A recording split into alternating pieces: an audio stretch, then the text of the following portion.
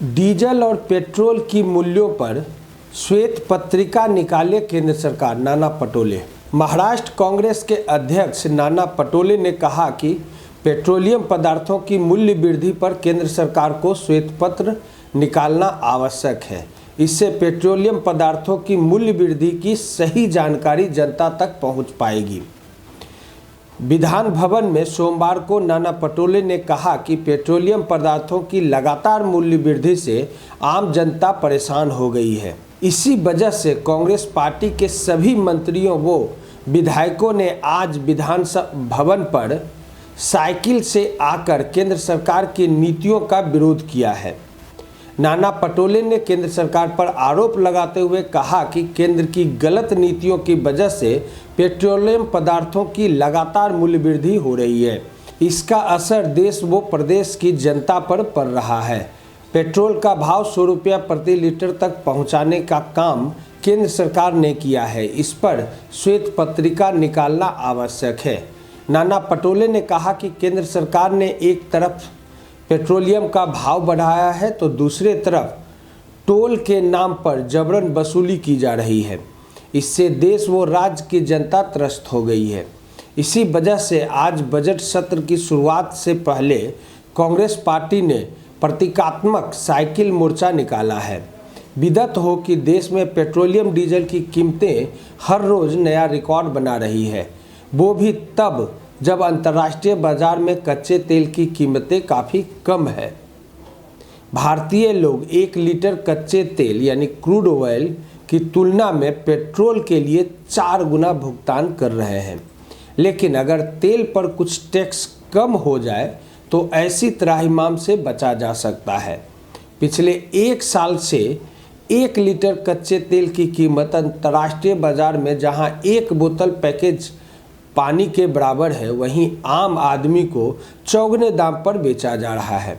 आखिर जब कच्चा तेल सस्ता है तो पेट्रोल की कीमत इतनी महंगी क्यों, वो भी दोगुनी नहीं 4 गुनी।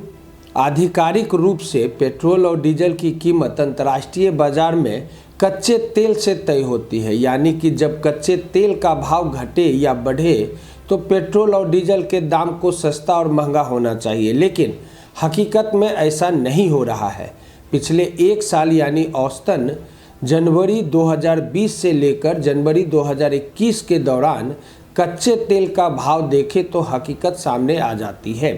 इस दौरान अंतर्राष्ट्रीय बाजार में कच्चे तेल की कीमत 13% कम हुई है, लेकिन घरेलू बाजार में आम लोगों को 13% ज़्यादा दाम देना पड़ रहा है। ऑयल मार्केटिंग कंपनियां अंतर्राष्ट्रीय कीमतों के आधार पर पेट्रोल डीजल की कीमतों में संशोधन करती है। भारत में कीमतों के इस तरह तय होने की प्रक्रिया को डायनामिक प्राइसिंग कहते हैं और यह हर रोज़ तय होती है। सरकार का मूल्य निर्धारण पर कोई नियंत्रण नहीं है। इस बाबत पेट्रोलियम मंत्री धर्मेंद्र प्रधान ने सदन में बयान दिया था कि सरकार का कहना था कि पेट्रोलियम कंपनियां कीमतों को तय करने के लिए स्वतंत्र होती है और सरकार इसमें कुछ भी नहीं कर सकती।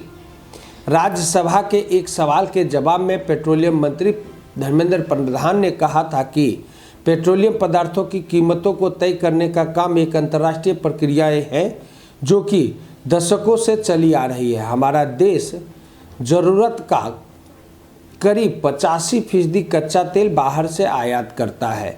जब अंतर्राष्ट्रीय बाजार में कीमत बढ़ती है, हमें उसी हिसाब से घरेलू कीमत बदलना होता है। जब कीमत कम होती है तो घरेलू बाजार भी घट जाते हैं। कीमतों को तय करने का यह तरीका सभी मार्केटिंग कंपनियों ने मिलकर विकसित किया है। हमने इसके लिए इस कंपनियों को पूरी आज़ादी दे दी है।